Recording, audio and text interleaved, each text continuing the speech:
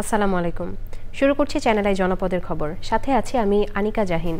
এখনকার এই সংবাদ আয়োজন একই সঙ্গে চ্যানেলের ইউটিউব চ্যানেল এবং চ্যানেলের ওটিটি প্ল্যাটফর্ম আইস্ক্রিনে লাইভ স্ট্রিম হচ্ছে। বর্তমান বিচার ব্যবস্থা একটি দ্বৈত প্রশাসনিক ব্যবস্থার মধ্য দিয়ে চলছে। এই অবস্থা থেকে বেরিয়ে এসে স্বাধীন বিচার ব্যবস্থার প্রতিষ্ঠার জন্য পৃথক সচিবালয় প্রতিষ্ঠা করতে হবে বলে জানিয়েছেন প্রধান বিচারপতি ডক্টর সৈয়দ রেফাত আহমেদ। রবিবার বেলা 11:30টায় খুলনা জজ কোর্ট প্রাঙ্গণে বিচার প্রার্থীদের জন্য স্থাপিত বিশ্রামাগার ন্যায়কুঞ্জ উদ্বোধন শেষে তিনি একথা বলেন। এ সময় তিনি বলেন, বিচার ব্যবস্থাকে আরও স্বচ্ছ ও বিচার প্রার্থীদের অসুবিধা দূর করতে 12 দফা সংস্কার কার্যক্রম চলছে। এই সংস্কার শেষ হলে দেশে একটি কাঙ্ক্ষিত টেকসই বিচারিক ব্যবস্থা চালু হবে। এই বিচার ব্যবস্থা একটা দ্বৈত শাসনের মধ্যে দিয়ে চলে, সেটা আমরা চাইছি না। সেটা আমি আমার অভিভাষণে বলেছিলাম, তো এখনো বলছি। সচিবালয় নিয়ে অনেক কাজ এগিয়ে গেছে। সামনের সপ্তাহ মাসগুলো আমাদের জন্য খুব গুরুত্বপূর্ণ হবে। আমরাও পর্যবেক্ষণ করবেন, আপনারাও পর্যবেক্ষণ করবেন। ঠিক আছে, এই বার্তায় হত্যাসহ বিভিন্ন মামলায় কারাভোগের প্রায় 2 বছর পর কারাগার থেকে মুক্তি পেয়েছেন নারায়ণগঞ্জ জেলা ছাত্রদলের সাবেক সভাপতি জাকির খান। রোববার বেলা 11টার দিকে নারায়ণগঞ্জ জেলা কারাগার থেকে তাকে মুক্তি দেওয়া হয়। এ সময় দলীয় নেতাকর্মীরা তাকে শুভেচ্ছা জানিয়ে গাড়ি বহর নিয়ে ঢাকা নারায়ণগঞ্জ রোড ও নারায়ণগঞ্জ শহরে আনন্দ মিছিল করে। এর আগে সকাল থেকে কারাগারের ফটকে তার আত্মীয় স্বজন ও কয়েক হাজার নেতাকর্মীরা জড়ো হন। মুক্তি পেয়ে জাকির খান নেতাকর্মীদের প্রতি কৃতজ্ঞতা প্রকাশ করেন।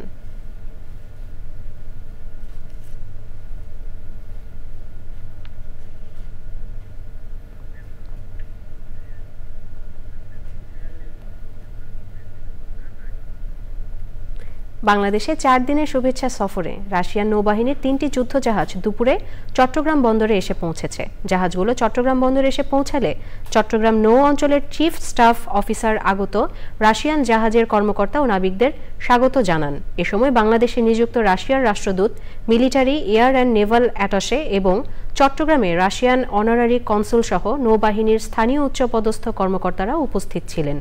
এর আগে সফরকারী জাহাজগুলো বাংলাদেশের জলসীমায় এসে পৌঁছালে নৌবাহিনী জাহাজ বানৌজা খালিদ বিন ওয়ালিদ তাদের অভ্যর্থনা জানান।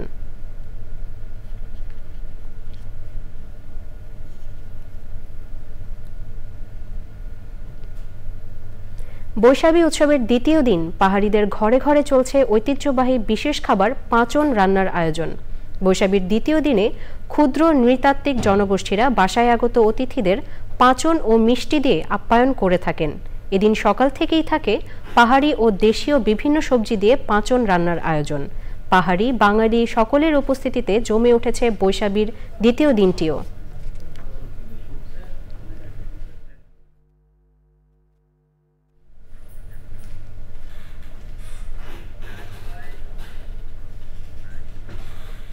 দর্শক, জনপদের খবর আজকের মতো এ পর্যন্তই। একটু পর কৃষি সংবাদ দেখার আমন্ত্রণ জানিয়ে শেষ করছি। ধন্যবাদ।